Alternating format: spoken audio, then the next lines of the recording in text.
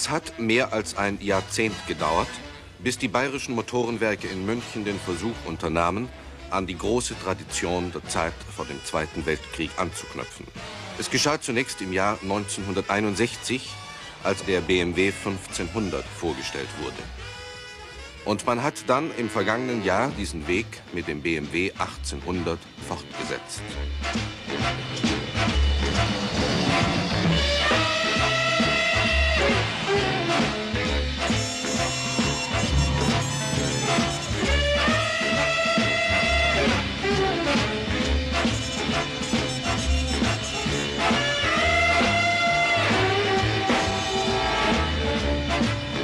In München hat man von jeher den konstruktiven technischen Aufwand bevorzugt und sich mehr als einmal, allerdings mit wechselndem Erfolg, in eigenwilligen Konstruktionen versucht.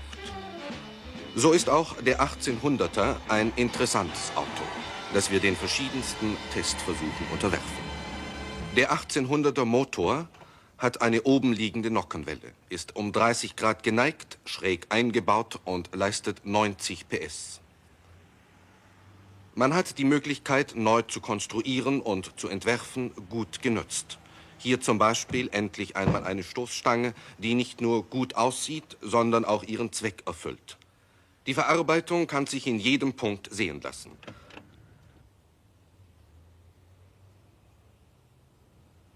Man glaubt, die Freude der Ingenieure auch an der technischen Spielerei zu spüren. Hier 4 Rasten für die verschiedenen Gaspedalstellungen, damit der Fuß des Fahrers ja nicht ermüde. Dass zum Beispiel die Armaturen und das Lenkrad richtig angeordnet sind, sollte eigentlich heute eine Selbstverständlichkeit und nicht mehr erwähnenswert sein. Statt der Uhr kann man auf Wunsch und gegen Aufpreis auch einen Tourenzähler bekommen.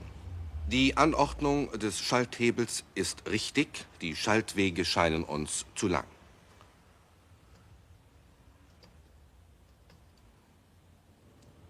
Der Kofferraum hat die für diese Klasse übliche Größe und ist zur Schonung des Inhalts ganz ausgelegt.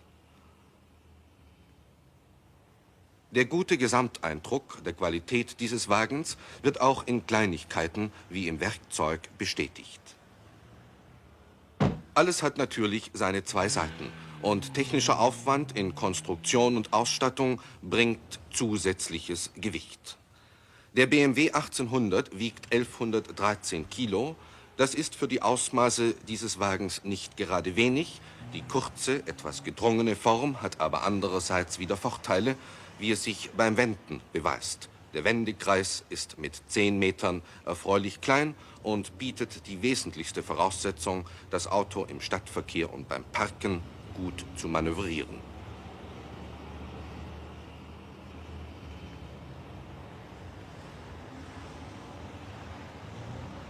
Der BMW 1800 hat einen Stadtverbrauch von 12,4 Litern, Landstraßenverbrauch 10,6, Autobahnverbrauch bei einem Durchschnitt von 134 Kilometern 11,8 Liter. Der Testverbrauch über eine Strecke von knapp 2000 Kilometern 11,6 Liter. Der BMW 1800 muss mit Super gefahren werden.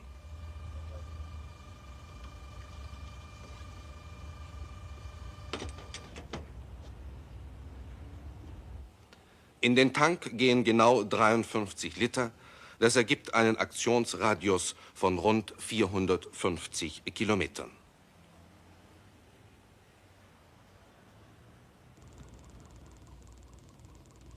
Beschleunigungsprüfung von 0 auf 100.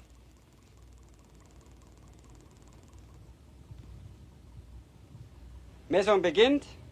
Fertig. Los.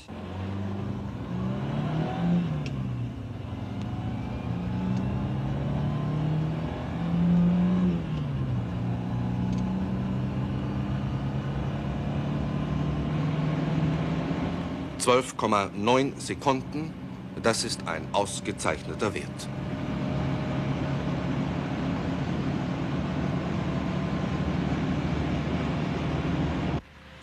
Der 1800er ist mit 2 Scheibenbremsen vorn und 2 Trommelbremsen hinten ausgerüstet. Bei einer solchen kombinierten Bremsanlage werden die Scheibenbremsen grundsätzlich vorn angeordnet, weil die meiste Bremsarbeit von den Vorderrädern übernommen wird. Beim Bremsversuch aus einer Geschwindigkeit von 100 Kilometern wird das gefahrene Tempo nicht über den Tachometer, Achtung. sondern mit Radar kontrolliert. 2, 1, Schuss! Die Bremsen sprechen weich an. Sie ziehen gleichmäßig. Die erreichten Werte haben wir mehrfach überprüft, weil wir zuerst an einen Fehler in der Messung glaubten. Ergebnis 45 Meter und 90 Zentimeter. Wir haben die Praxis noch einmal, sozusagen in der Theorie, überprüft. Die Anzeige des Bremsprüfstandes, auf dem die Bremswirkung eines jeden Rades gesondert gemessen wird, bestätigt absolute Gleichmäßigkeit. Dieses Gerät zur Phonmessung zeigt deutlich, was jeder nach längerer Fahrt als unangenehm empfindet. Bei hohen Autobahngeschwindigkeiten, in diesem Fall sind es nur 100, wirkt das starke Fahrgeräusch störend. 84 Phon, das ist zu viel. Wir messen die Höchstgeschwindigkeit. 157,9. Hinter diesem Kotflügel verbirgt sich, wie der Fachmann sagt, eine Langhub-Federbeinachse. Langer Hub bedeutet langen Federweg und lange Stoßdämpfer. Also weiches Ansprechen der Federung und gute Radhaftung auf der Fahrbahn. Die Abstimmung dieser Konstruktionselemente ist noch nicht optimal. Es ließe sich mit Sicherheit hier noch einiges verbessern.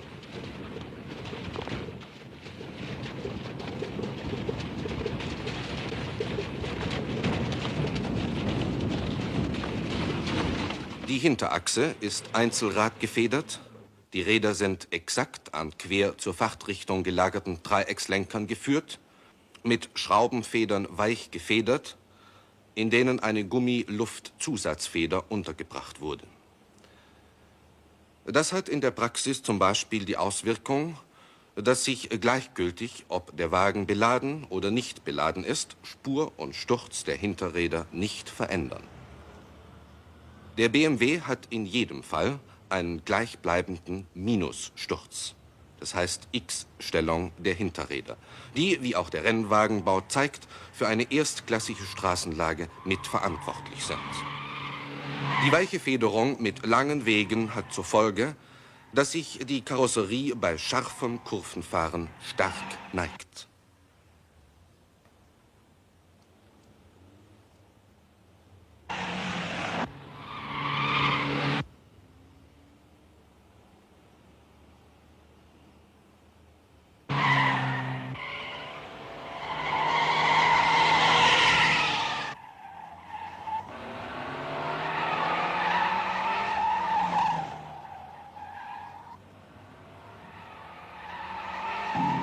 Der BMW 1800 kostet Steuer im Jahr 260 Mark. Versicherung ca. 360 Mark. Testverbrauch 11,6 Liter auf 100 Kilometer. Und das ergibt bei einer Fahrtleistung von 22.000 Kilometern im Jahr genau 11 Pfennig pro Kilometer. Die Vorbereitungen für Messung und Aufnahme dauern oft länger als der Versuch selbst. Wir müssen uns einer Anzahl technischer Hilfsmittel bedienen, um den richtigen Blickwinkel zu finden und die Versuche optisch zu veranschaulichen. Von dort oben ergibt sich die beste Perspektive für den Seitenwindversuch. Diese Maschine hat 16 Gebläse und ist insgesamt 32 Meter lang. Sie liefert einen Seitenwind von 100 Kilometer pro Stunde.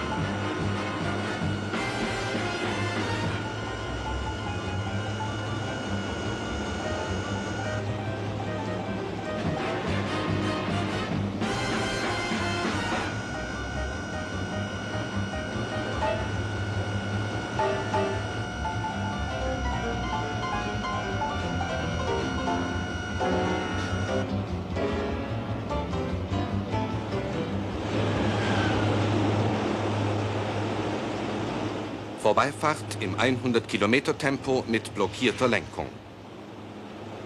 Gemessen wird die Abweichung von der Geraden.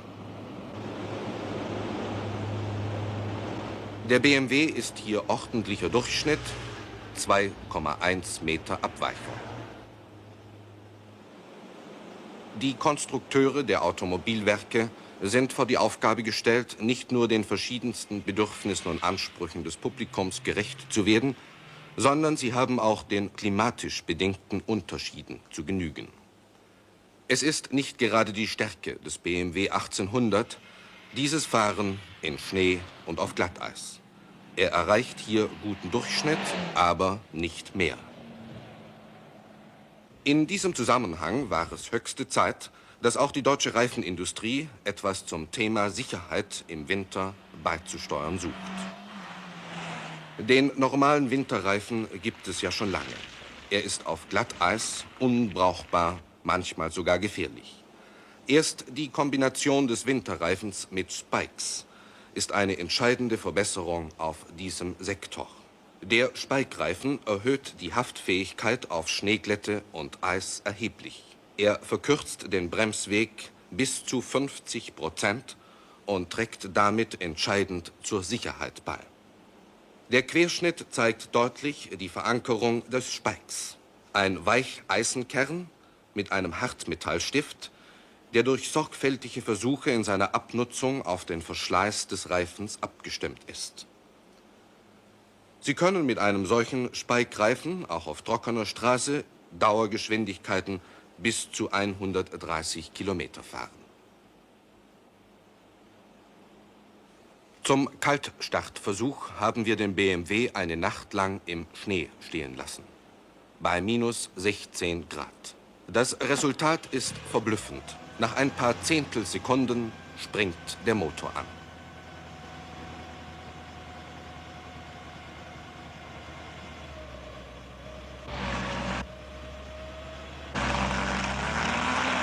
Diese Steigung im Wertenfelser Land beginnt mit knapp 15% und steigert sich dann langsam auf über 25%. Bei so extremen Bedingungen ist dann auch der Winterreifen mit Spikes am Ende und die Räder beginnen immer mehr durchzudrehen, bis dann schließlich der Wagen trotz ausreichender Motorkraft stehen bleibt. Dann helfen nur noch Schneeketten.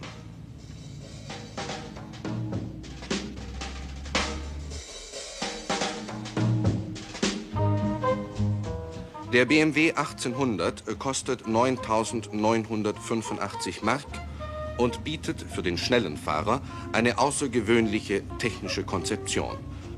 Über Reparaturen und Anfälligkeit liegen noch keine ausreichenden Erfahrungen vor. Fest steht aber, dass der BMW trotz seines Temperamentes sparsam ist und sich außerdem durch eine solide handwerkliche Arbeit auszeichnet.